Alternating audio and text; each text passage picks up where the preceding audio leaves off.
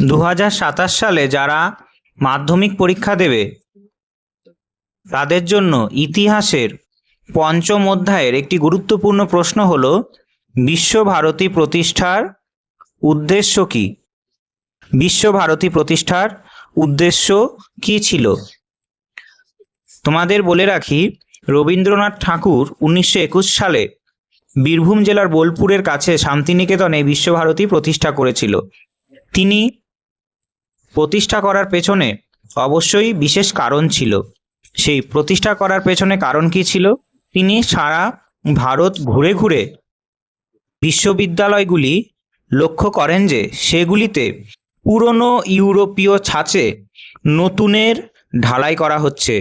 তিনি এই পুরনো ইউরোপীয় ছাঁচ বাদ দিয়ে নতুন ধরনের উচ্চশিক্ষার চিন্তাভাবনা শুরু করেন। তিনি বলতেন, মানুষের অভ্যন্তরের মানুষটিকে পরিচর্যা করে খাঁটি মানুষ বানানোর প্রচেষ্টাই হলো শিক্ষা। তিনি আমাদের ভারতে প্রতিষ্ঠিত ব্রিটিশদের বিদ্যালয় এবং বিশ্ববিদ্যালয় যে পড়াশোনা হয় তাকে তিনি বলেছিলেন যে স্কুলগুলোতে সকাল 10টার সময় ঘন্টা বাজিয়ে কারখানার কাজ শুরু হয় আর বিকেল 4টের সময় ঘন্টা বাজিয়ে কারখানার কাজ শেষ হয়। অর্থাৎ তিনি চার দেওয়ালের মধ্যে যে শিক্ষা ব্যবস্থা প্রচলিত ছিল সেটাকে কারখানার সঙ্গে তুলনা করেছে, যেখানে প্রত্যেকটা ছাত্রের ভেতরের যে মানুষটা আছে সেইটা পরিপূর্ণ বিকাশ হতো না, শুধুমাত্র মুখস্থ বিদ্যা চলতো, মুখস্থ বিদ্যার শিলাবর্ষণ হতো। তিনি এই বিদেশি শিক্ষা ব্যবস্থাকে সমালোচনা করে বলেছেন যে এটি শুধুমাত্র বিদেশি ভাষায় ব্যাকরণ ও মুখস্থ বিদ্যার শিলাবৃষ্টি বর্ষণ।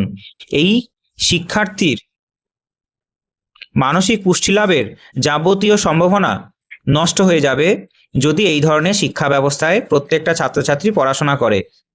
তিনি এও বলতেন যে শিক্ষার্থীরা যে পড়াশোনা করত সেটা প্রেমিকের প্রীতি নয়, কৃপণের আসক্তি। এই ধরনের সমালোচনা করে তিনি দেশীয় ভাষায়, দেশীয় সংস্কৃতিতে এবং দেশীয় উদ্যোগে গড়ে তুলেছিলেন এই বিশ্বভারতী। এই বিশ্বভারতীর প্রথম উপাচার্য ছিলেন তার পুত্র রথীন্দ্রনাথ ঠাকুর এবং প্রথম আচার্য ছিলেন জওহরলাল নেহেরু। তিনি প্রকৃতির সান্নিধ্যে শিক্ষা ব্যবস্থা গড়ে তোলার চেষ্টা করেছিলেন যাতে প্রত্যেকটা ছাত্রছাত্রী মুক্ত বায়ু, মুক্ত প্রকৃতির কোলে শিক্ষা লাভ করতে পারে।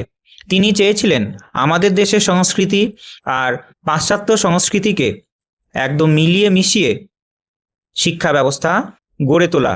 তিনি বলতেন, যেখানে সমগ্র বিশ্ব একটি নীড় বা বাসস্থানে পরিণত হয়, তিনি তাই চেয়েছিলেন যে প্রাচ্য এবং পাশ্চাত্যের মেলবন্ধনের মাধ্যমে শিক্ষা ব্যবস্থা গড়ে উঠুক। এটাই ছিল বিশ্বভারতীর মূল আদর্শ। তিনি চেয়েছিলেন প্রত্যেকটা ছাত্রছাত্রীর যাতে সর্বাঙ্গীন বিকাশ হয়, কেউ শুধুমাত্র পুঁথিবিদ্যায় সীমাবদ্ধ যাতে না থাকে, তার জন্য কলাবিদ্যা, সঙ্গীত, নৃত্য, চিত্রকলা এবং হস্তশিল্পের মাধ্যমেও শিক্ষার্থীর ভেতরের সৃজনশীল সত্তার জাগরণ হয়, এমন শিক্ষা ব্যবস্থা গড়ে তোলা। তাছাড়া শারীরিক ও মানসিক সর্বাঙ্গীন বিকাশ ঘটানোও তার লক্ষ্য ছিল। তিনি এও চেয়েছিলেন যে পল্লী উন্নয়ন ও স্বনির্ভরতা, অর্থাৎ গ্রামের মানুষের জীবনযাত্রার কিছুটা উন্নতি ঘটাতে। তাই শান্তিনিকেতনের পাশেই তিনি প্রতিষ্ঠা করেছিলেন শ্রীনিকেতন। সেখানে কৃষিকার্য, কুটির শিল্প এবং কারিগরি শিক্ষার মাধ্যমে গ্রামবাসীদের স্বনির্ভর করে তোলার উদ্দেশ্য তার ছিল। 1951 সালে সংসদে আইন পাশ করে বিশ্বভারতীকে কেন্দ্রীয় বিশ্ববিদ্যালয়ের মর্যাদা দেওয়া হয় এবং তখন যে নিয়ম ছিল সেই অনুসারে প্রধানমন্ত্রী এই বিশ্ববিদ্যালয়ে আচার্য হয়েছিলেন। এই রকম মুক্ত বায়ুতে, মুক্ত প্রকৃতির কোলে তিনি এই শিক্ষা ব্যবস্থাকে গড়ে তোলার চেষ্টা করেছিলেন। এটিই ছিল রবীন্দ্রনাথ ঠাকুরের বিশ্বভারতী প্রতিষ্ঠার উদ্দেশ্য।